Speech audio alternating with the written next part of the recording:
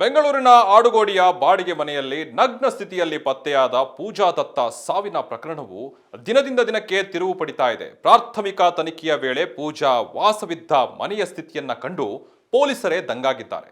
ಇದರಿಂದಾಗಿ ಪೂಜಾ ತೀವ್ರ ಮಾನಸಿಕ ಖಿನ್ನತೆಗೆ ಒಳಗಾಗಿದ್ದಳೆ ಎಂಬ ಅನುಮಾನ ಈಗ ದಟ್ಟವಾಗಿದೆ. ಇಲ್ಲಿದೆ ಈ ಕುರಿತಾದಂತಹ ಮತ್ತಷ್ಟು ಅಪ್ಡೇಟ್.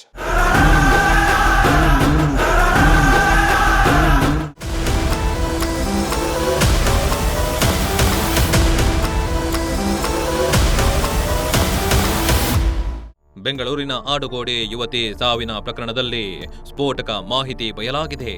ಪೂಜಾ ವಾಸವಿದ್ದ ಮನೆಯ ಗೋಡೆಗಳ ಮೇಲೆ ವಿಚಿತ್ರ ಬರಹದ ಚೀಟಿಗಳು ಪತ್ತೆಯಾಗಿದ್ದು, ಆಕೆ ಮಾನಸಿಕ ಖಿನ್ನತೆಯಿಂದ ಬಳಲುತ್ತಿದ್ದಾಳೋ ಎಂಬ ಪ್ರಶ್ನೆ ಮೂಡಿದೆ. ಮತ್ತೊಂದೆಡೆ ನಿಗೂಢ ಯುವಕನೊಬ್ಬನ ಬಗ್ಗೆ ಮನೆ ಮಾಲೀಕ ಹಾಗೂ ಸ್ಥಳೀಯರು ನೀಡಿರುವ ಹೇಳಿಕೆ ಮತ್ತಷ್ಟು ಅನುಮಾನಗಳನ್ನ ಹುಟ್ಟುಹಾಕಿದೆ. ಪೂಜಾ ವಾಸವಿದ್ದ ಒನ್ನಾರ್ಕೆ ಮನೆಯ ದೃಶ್ಯಗಳು ನಿಜಕ್ಕೂ ಬೆಚ್ಚಿ ಬೀಳಿಸುವಂತಿದೆ. ಮನೆಯ ಗೋಡೆಗಳ ತುಂಬೆಲ್ಲ ಇಂಗ್ಲಿಷ್ ಮತ್ತು ಹಿಂದಿ ಭಾಷೆಗಳಲ್ಲಿ ಬರೆದ ಚೀಟಿಗಳನ್ನ ಅಂಟಿಸಲಾಗಿದೆ. ಅಷ್ಟೇ ಅಲ್ಲದೆ ಚಿತ್ರಗಳನ್ನ ಬಿಡಿಸಿ ಗೋಡೆಗೆ ಹಾಕಲಾಗಿದೆ. ಮನೆಯ ಒಂದು ಕೋಣೆಯ ಪೂರ್ತಿ ಕಸ ಮತ್ತು ಹರಿದ ಕಾಗದಗಳ ಹಾಳೆಗಳನ್ನೇ ತುಂಬಿಕೊಳ್ಳಲಾಗಿತ್ತು. ಸುಮಾರು 5-6 ಮೂಟೆಗಳಷ್ಟು ಹಳೆಯ ಕಾಗದಗಳು ಮನೆಯಲ್ಲೇ ಪತ್ತೆಯಾಗಿದ್ದು, ಪೂಜಾ ವಿಚಿತ್ರ ವರ್ತನೆಯನ್ನ ಹೊಂದಿದ್ದಳು ಎಂಬುದು ಮೇಲ್ನೋಟಕ್ಕೆ ಕಂಡುಬಂದಿದೆ.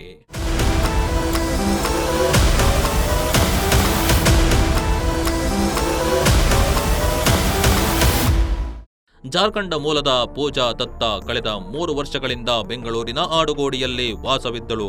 ಕಳೆದ 3 ದಿನಗಳಿಂದ ಆಕೆ ಮನೆ ಬಾಗಿಲು ಒಳಗಿನಿಂದ ಲಾಕ್ ಆಗಿತ್ತು. ಮನೆಯಿಂದ ಭಾರೀ ದುರ್ನಾತ ಬರಲಾರಂಭಿಸಿದಾಗ ಮನೆ ಮಾಲೀಕರು ಬಾಗಿಲು ಒಡೆದು ನೋಡಿದಾಗ ಪೂಜಾಳ ಮೃತದೇಹ ನಗ್ನ ಸ್ಥಿತಿಯಲ್ಲಿ ಅರಗೊಳೆತ ರೀತಿಯಲ್ಲಿ ಪತ್ತೆಯಾಗಿತ್ತು.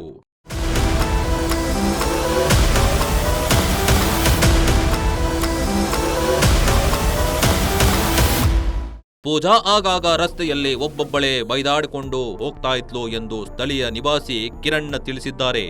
ಆಕೆ ಮಾನಸಿಕವಾಗಿ ಕುಗ್ಗಿದಂತೆ ಕಾಣಿಸ್ತಾ ಇದ್ಲು ಎಂಬುದು ಸ್ಥಳೀಯರ ಅಭಿಪ್ರಾಯವಾಗಿತ್ತು.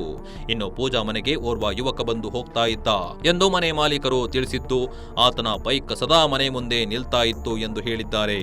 ಸದ್ಯ ಪೂಜಾಳ ಫೋನ್ ಸ್ವಿಚ್ ಆಫ್ ಆಗಿದ್ದು, ಪೊಲೀಸರು ಸಿಡಿಆರ್ ಕಾಲ್ ಡೀಟೇಲ್ಸ್ ಗಳನ್ನ ಪರಿಶೀಲನೆ ನಡೆಸುತ್ತಿದ್ದಾರೆ. ಪೂಜಾ ಮೃತದೇಹವನ್ನ ಮರಣೋತ್ತರ ಪರೀಕ್ಷೆಗೆ ರವಾನಿಸಲಾಗಿದ್ದು, ವರದಿ ಬಂದ ನಂತರವಷ್ಟೇ ಇದು ಕೊಲೆಯೋ ಅಥವಾ ಆತ್ಮಹತ್ಯೆಯೋ ಎಂದು ಸ್ಪಷ್ಟವಾಗಲಿದೆ.